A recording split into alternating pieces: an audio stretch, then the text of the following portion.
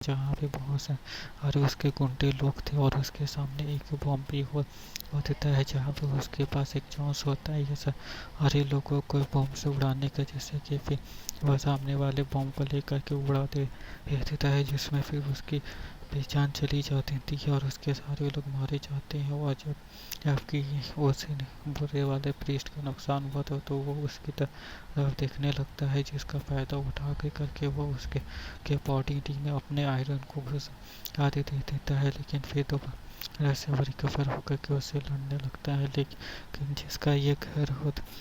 होता है, यानी कि जो इनकी इस घर का मकान लिख होता है, वो कार को चलाते हुए आता है और उस बुरे वाले प्रीस्ट को कार से धक्का देता है और उसकी जो खेती करने वाली मशीन में जो के लीले रोडे निकले हुए होते हैं उससे जब आकर करके वो टकराता है, जिससे कि उसकी पूरी मौत हो जाती है। और वो फिर अपने घर से निकलता है, अपने कार से एक बंदूक लेते हुए निकलता है और उसके ऊपर धड़ाधड़ सारी गोलियों को चला देता है, जिससे हमसे कि उसकी पूरी जान चली जाती है। और जो दूसरा वाला प्रीस्ट होता है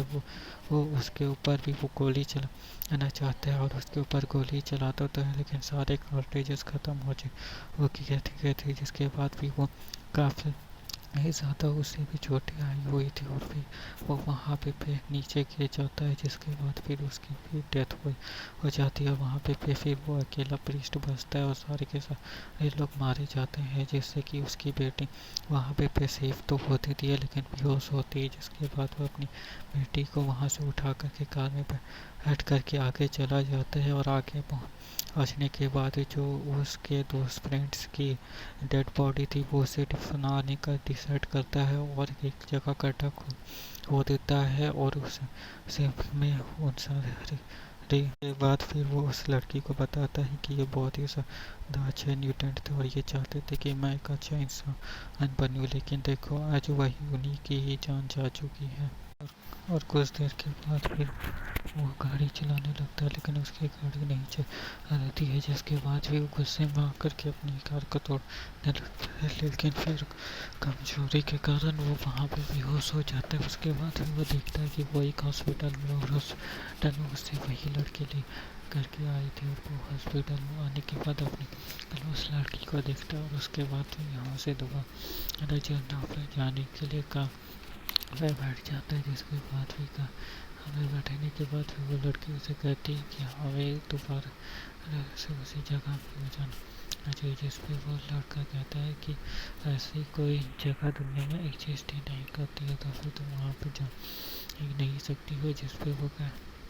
कहती है कि ऐसी जगह एग्जिस्ट करती है, इसलिए आप मुझे वहाँ पे ले जाए। जो सुन करके वो जबरदस्ती कार को चलाने लगता है, लेकिन चलाते चलाते वो बीच में ही बेहोश हो जाता है, जिसके बाद फिर वो लड़की अपने हाथों से कार को चलाने लगती है और जब वो होश में आता है तब वो खुद को एक जो उस जगह में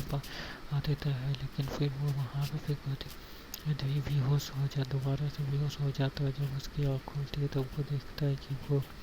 एक पेड़ में लेटा हुआ है, चीज़ें उसकी अकल पकड़ में मौजूद है, मतलब वो जगह रियल लाइफ में एग्जिस्ट कर रही थी और वो लोग इसका इलाज कर रहे होते हैं और ऐसे कहते थे फिर इसे एक तरह के इंजेक्शन को दे रहे होते हैं, जो देख करके ये कहता है कि आखिर तुम मुझे किस तरह का इंजेक्शन दे रहे हो, या आखिर क्या है। जिस पर फिर वो बच्चा कहता है कि आप चिंता मत कीजिए, ये एक अलग तरह की इंजेक्शन है जिसे लेने से हमें बहुत ही एनर्जी मिलती है। जिस पर वो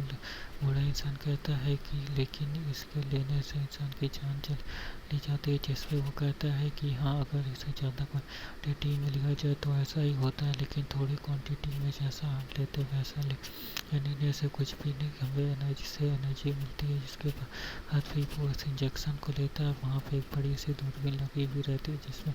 वो लोग दूसरे देश की चीज़ों को देख रहे होते हैं और उसके बाद फिर यहाँ पे वो लोग इससे बता देते हैं कि इस जगह को पार करने के बाद फिर हम लोग कनाडा में पहुँच जाएंगे और कनाडा काफ़ी ज़्यादा अच्छा और सुंदर सा जगह है।